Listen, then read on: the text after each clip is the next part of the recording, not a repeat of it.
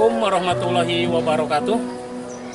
Yang terhormat dosen penguji ujian kinerja PPG Daljab Batch 2 tahun 2023. Perkenalkan, nama saya Jamaluddin. Saya guru sejarah kebudayaan Islam di Madrasah Sanawiyah Al-Ikhlas Baribis, Kecamatan Cigasong, Kabupaten Majalengka. Pada kesempatan kali ini, saya akan melaksanakan praktek pembelajaran untuk memenuhi ujian kinerja pendidikan profesi guru dalam jabatan Batch 2 tahun 2023 dengan mengambil tema peran ulama ahli dalam bidang ilmu fikih masa Daulah Abbasiyah sesuai dengan capaian pembelajaran meneladani peran ilmuwan serta ulama masa Daulah Abbasiyah sebagai inspirasi dalam memajukan ilmu pengetahuan dan teknologi dengan menjunjung tinggi nilai agama demi kemajuan peradaban bangsa. Elemen periode klasik 650 Masehi sampai 1250 Masehi. Untuk lebih jelasnya, berikut video pembelajaran yang saya laksanakan. Mohon masukan dan saran agar kedepannya kegiatan pembelajaran saya lebih baik lagi. Terima kasih. Wassalamualaikum warahmatullahi wabarakatuh.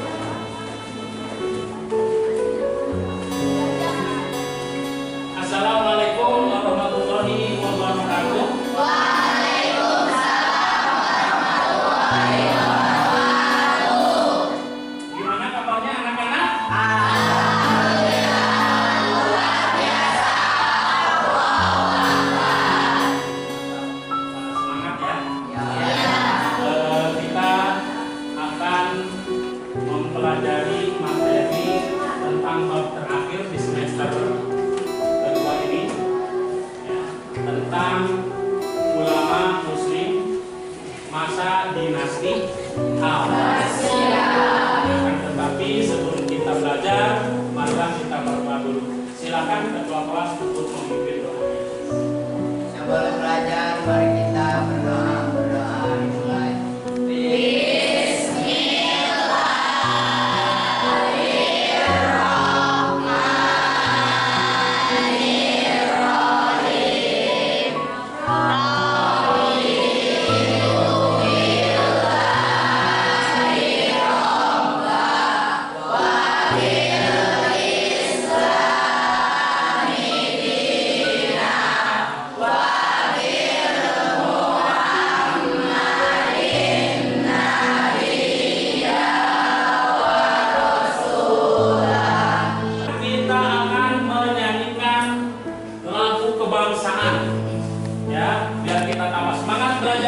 Silakan untuk berdiri, kita bersama-sama menyanyikan lagu Garuda Pancasila.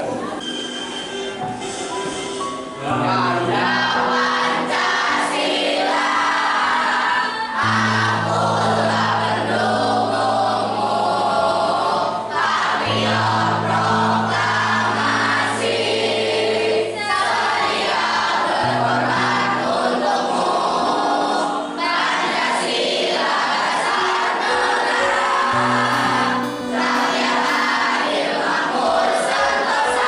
Kita sudah berdoa, kita juga sudah menyanyikan lagu dari kebangsaan Indonesia.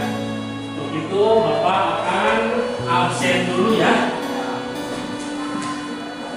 Kelas 8A. Abdul Aziz, Ade Zidni, Aira, Alvin, Ana. Sudah semua ya, berarti yang tidak hadir satu orang ya.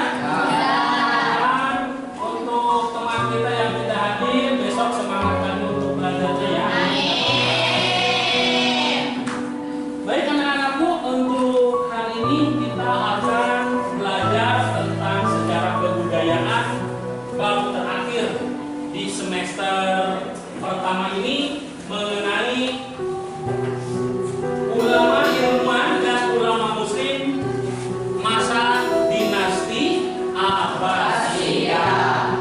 Akan tetapi untuk hari ini kita akan mempelajari tentang ulama muslim masa dinasti Abbasiyah mengenai dalam bidang ilmu fikih. Itu yang akan kita pelajari. Sebelumnya kita sudah mempelajari tentang ulamanya, tentang ilmuwan-ilmuwannya, seperti dalam bidang kedokteran, ya, yaitu ahlinya yaitu Ibnu Sina diantaranya. Ada dari ahli dalam bidang astronomi, dalam bidang matematika, kimia. Kemarin kita sudah belajar. Nah, untuk hari ini kita akan belajar mengenai ilmuwan atau ulama muslim masa dinasti Abbasiyah bidang ilmu fikih. Terus siapa lagi? Imam Ahmad bin Hanbal. 4 ulama inilah yang merupakan ulama ahli dalam bidang ilmu fikih dan yang terkenal dengan sebutan 4 imam madhab. Untuk lebih jelasnya, kita akan masuk ke pembelajaran. Di sini Bapak akan putarkan video, ya. Kita akan putarkan video. Silahkan kalian simak videonya. Pembelajaran tentang ulama fikih 4 imam madhab ini disimak. Buku tulisnya siapkan.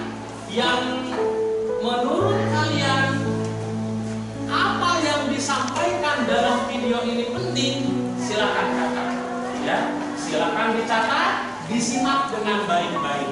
Paham? Oke, silakan keluarkan buku tulisnya, silakan untuk dicatat, ya.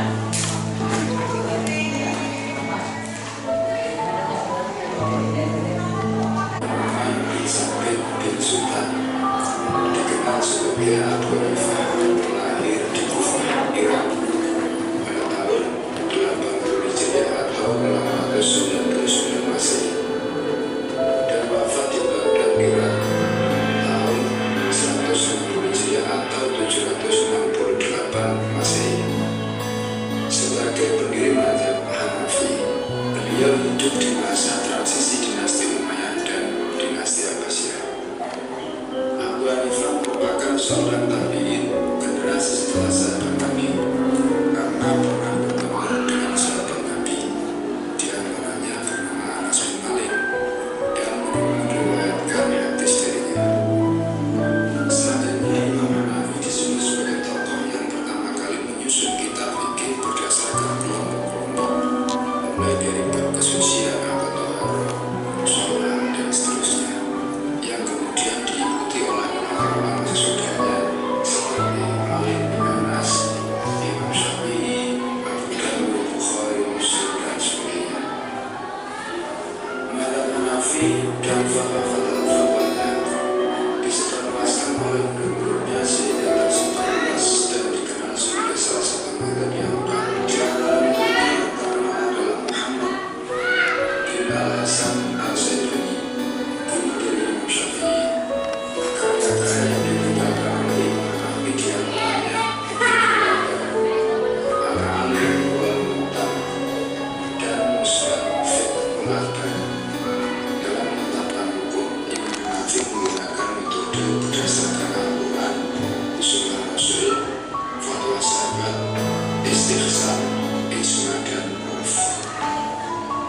Ulama yang kedua adalah Imam Malik bin Anas. Nama lengkapnya Malik bin Anas bin Malik bin Abi Amir bin Amr bin Al-Haris bin Sulaiman bin Jusil bin Amr bin Al-Haris. Dilahirkan di Madinah Al-Munawwarah pada tahun 93 Hijriah dan memiliki orang Itu video pembelajaran kita sudah menayangkannya. Paham ya? Yang saksikan? Nah, untuk biar lebih paham lagi, Bapak ingin sebelum Bapak jelaskan lebih detail lagi mengenai tentang 4 imam madhab, yaitu tentang ilmu fikih dan ulamanya, Bapak ingin kalian mendiskusikannya dulu, ya, mendiskusikan tentang apa yang sudah kalian tonton tadi. Akan Bapak bagi 4 kelompok. Yang pertama itu kelompok Imam Hanafi, yang kedua yaitu kelompok Imam Maliki, yang ketiga yaitu kelompok Imam Syafi'i, yang keempat yaitu kelompok Imam Ahmad bin Hanbal atau Imam Hanbali. Ya, silakan ya diskusikan mengenai Imam Ahmad bin Hanbal. Kelompok 4. Kelompok 3 silakan diskusikan, kalian catat yang sekiranya permasalahan mengenai Imam Syafi'i. Dan ini kelompok 2, silakan kalian diskusikan mengenai ulama fikih, ya, bidang fikih, ulama Imam Maliki, ya, itu Maliki. Dan ini kelompok 1, gimana? Silakan kalian diskusikan ya mengenai tentang Imam Hanafi. Sok dicatat, langsung semuanya dicatat. Ahmad bin Malik bin Amir Ada diskusikan hasil ya. Iya, ini sok didiskusikan yang ini, berarti semuanya di sini. Ya.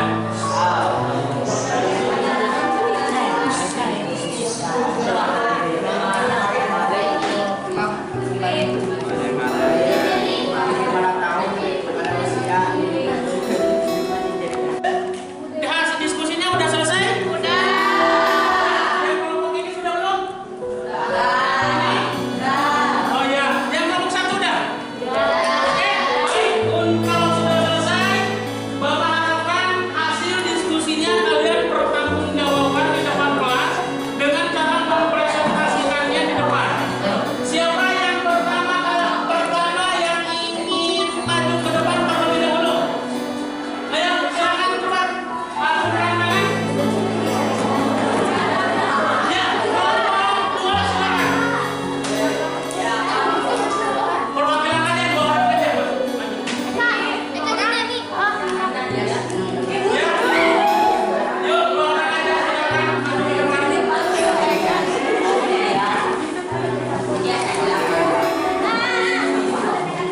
Yang lain tolong dengarkan, dan untuk setiap kelompok agar menyiapkan 1 pertanyaan, ya, 1 pertanyaan tentang Imam Malik. Oke, siap ya? Silakan untuk kelompok 2 menyampaikannya.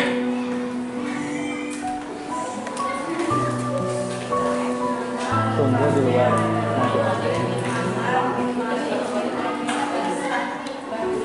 Beliau lahir pada tahun 93 Hijriah 914 Masehi di Yaman.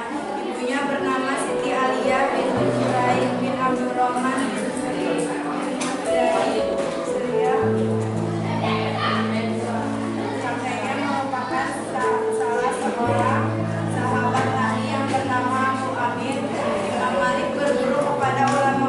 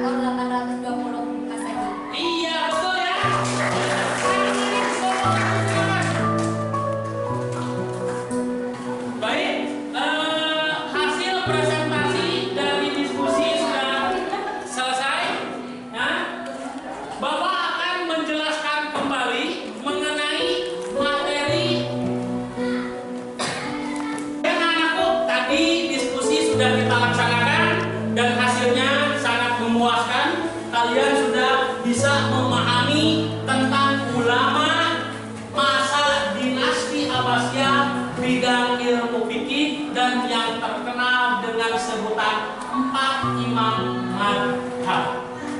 Akan tetapi Bapak akan jelaskan lebih rinci lagi mengenai ulama bidang ilmu fikih atau yang disebut dengan 4 imam madhab.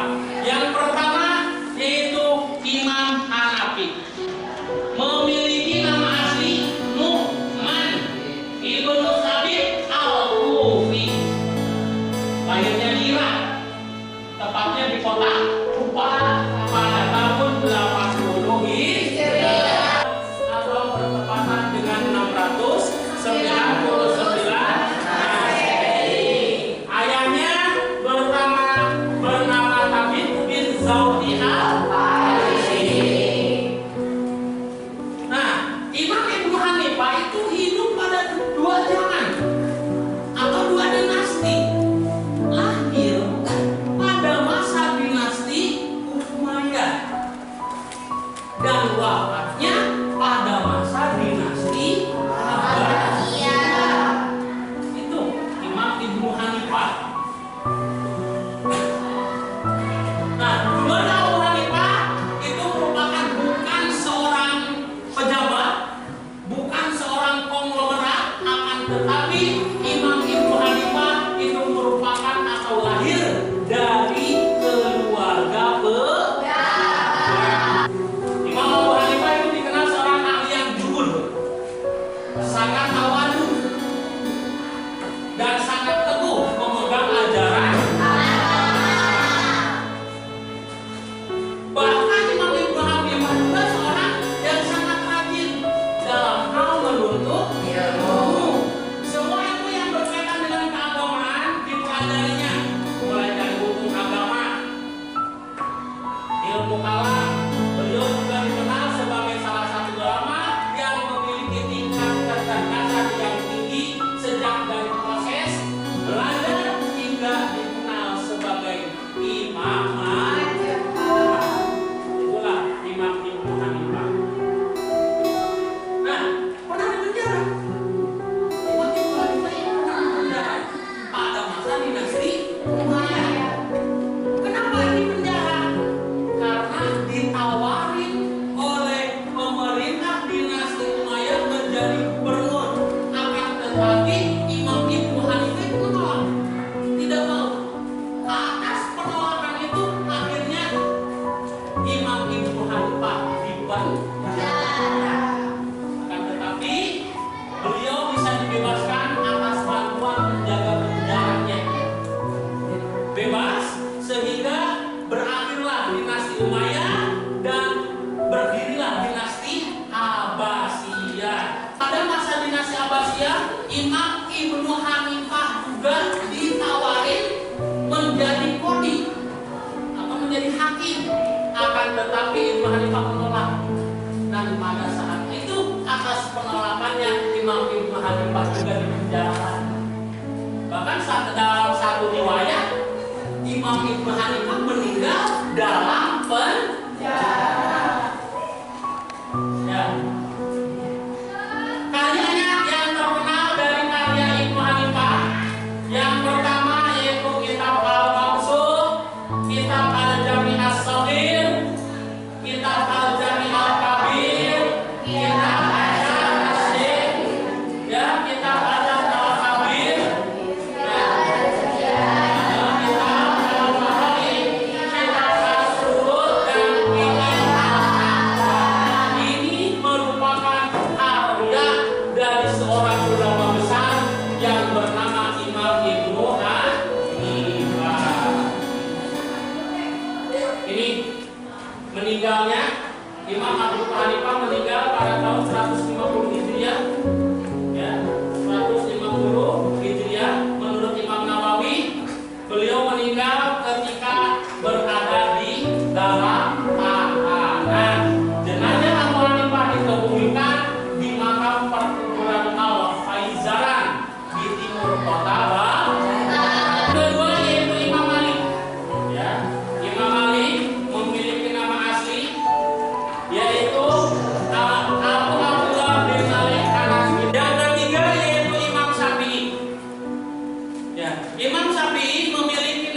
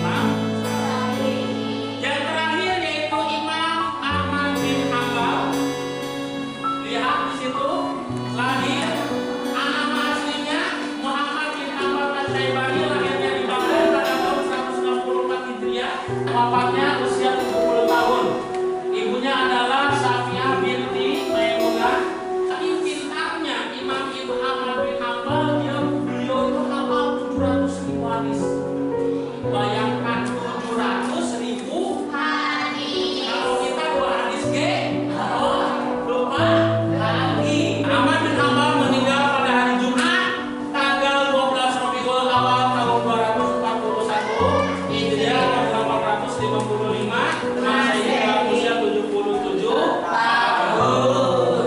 Oke, itu ya mengenai 4 ulama bidang ilmu fikih. Ada yang ditanyakan? Oh ya, silakan. Dari ulama masyarakat apakah ada persamaan dan perbedaan tentang hukum syariat Islam? Nih mantap, bagus pertanyaannya. Salah satu contoh tentang wudhu. Imam Hanafi mengenai wudhu, mengenai batalnya wudhu, ketika bersentuhan dengan perempuan atau lain jenis itu tidak batal. Tidak batal, fatwa gimana juga tidak membatalkan wudhu. Beda dengan Imam Malik. Untuk Imam Malik berpendapat ketika kita punya wudhu, ya itu sama tidak batal, ya tidak batal, ya akan tetapi kalau dengan syahwat itu batal. Nah, yang ketiga Imam Syafi'i. Kalau jelas Imam Syafi'i itu madhab yang kita anut, yaitu madhab Syafi'i. Jelas bersentuh dengan laki-laki, antara laki-laki dan perempuan yang bukan mahram itu jelas wudunya batal. Nah, Imam Ahmad bin Hanbal berpendapat sama dengan Imam Malik. Itu contoh sederhana. Contoh sederhana dari hal membatalkan wudhu. Ada lagi. Ini mengenai tentang rezeki. Ya, mengenai hakikat dan syariat. Pada suatu saat antara Imam Malik dengan Imam Syafi'i, Imam Malik itu adalah gurunya Imam Syafi'i. Dia lagi berdiskusi tentang masalah rezeki. Menurut Imam Malik cukup dengan berdoa, yakin berdoa kepada Allah dengan keyakinan yang benar-benar, yang sungguh-sungguh, rezeki akan datang dengan sendirinya. Itu kata Imam Malik. Akan tetapi pendapat itu dibantah oleh Imam Syafi'i. Nggak bisa, kata Imam Syafi'i. Nggak bisa kalau kita berdiam diri di rumah, mana mungkin rezeki akan datang. Justru menurut pendapat Imam Syafi'i, yaitu menggunakan syariat. Apa syariatnya? Keluar dengan cara bekerja. Disitulah setelah kita bekerja baru kita akan mendapatkan rezeki. Menurut Imam Syafi'i itu perdebatan itu sangat panas loh. Tetap Imam Malik berpendapat dengan tetap pendapatnya dengan mengedepankan hakikat. Imam Syafi'i tetap dengan pendapatnya yaitu mengedepankan syariat. Akhirnya Imam Syafi'i keluar, izin ke gurunya Imam Malik, saya izin mau keluar. Keluarlah Imam Syafi'i untuk membuktikan pendapatnya. Akhirnya dalam satu perjalanan Imam Syafi'i ketemu dengan orang yang sedang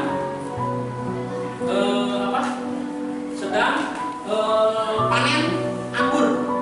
Sedang panen anggur. Di situ Imam Syafi'i mendekati, membantu orang tersebut memanen anggur. Setelah selesai memanen, akhirnya yang punya anggur memberikan Imam Syafi'i seikat anggur. Jelas dong, Imam Syafi'i senang. Tapi kan dikasih anggurnya, Imam Syafi'i senang. Akan tetapi apa? Senangnya Imam Syafi'i itu karena dia telah membuktikan pendapatnya. Kalau saya tidak bekerja, pasti saya tidak akan mendapatkan anggur. Akan tetapi karena saya bekerja, saya mendapatkan anggur. Bahagialah, dengan rasa bahagia, gembira Imam Syafi'i lari menuju rumah Imam Malik. Disitulah akhirnya masuk, anggur diletakkan di depan Imam Malik. Nih, dengan senyum-senyum kemenangan gitu, dengan senyum kemenangan itu, ini adalah bukti, kata Imam Syafi'i. Pendapat saya benar, syariatlah yang membuktikan kalau ingin mendapatkan rezeki harus bekerja. Dan inilah hasilnya, saya mendapatkan rezeki dengan seikat anggur. kata Imam Syafi'i. Terus apa jawab Imam Ali? Imam Ali seterusnya sambil makan anggur. Aduh, enak. Padahal ya tadi setelah kamu keluar dalam hati saya itu berkata, enak banget siang-siang ini makan anggur. Kata Imam, Malik, kayaknya enak banget nih siang-siang ini makan anggur. Tiba-tiba kamu datang bawa anggur. Berarti ini adalah rezeki yang tidak terduga. Dengan yakin kepada Allah, saya menginginkan sesuatu, maka datanglah hal yang diinginkan itu. Oke, paham? Itu materi tentang empat imam madhab atau ulama pada masa dinasti Abbasiyah bidang ilmu fikih. Di antaranya siapa? Imam Hanafi, Imam Maliki, Imam Syafi'i, dan Imam Hambali. Keempat imam itu merupakan dan menjadi rujukan seluruh umat Islam di pelosok dunia. Oke, itu materi yang telah Bapak sampaikan. Untuk itu Bapak ingin kalian tulis soal. Bapak ingin memberikan soal kepada kalian sebagai lembar kerja kalian ya. Silakan tulis ini. Uji kompetensi silakan catat semuanya dan langsung dijawab. Nanti bisa dikumpulkan. Ayo silakan kerjakan dulu.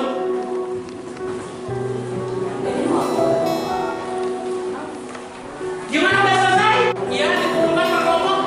Ya, nanti Bapak akan ambil hasil tugasnya. Ya, sini. Iya, terima kasih Bapak nanti akan periksa hasilnya. Alhamdulillah, pembelajaran pertemuan kita kali ini sudah selesai, yaitu mengenai apa?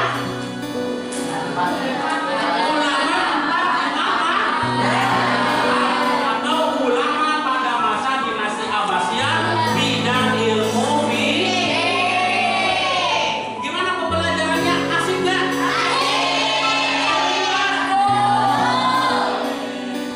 Seru ya? Seru. Baik. Untuk pembelajaran kita kali ini kita tutup saja dengan membacakan doa, ya, dengan membacakan doa yang akan dipimpin oleh ketua kelasnya dengan membacakan surat Al-Asyr. Silakan ketua kelas untuk memimpin. Alhamdulillahirobbilalamin, kita sudah selesai pembelajaran kita kali ini. Mudah-mudahan apa yang kita pelajari bermanfaat buat kita semua. Bapak akhiri dengan ucapan Assalamualaikum warahmatullahi wabarakatuh.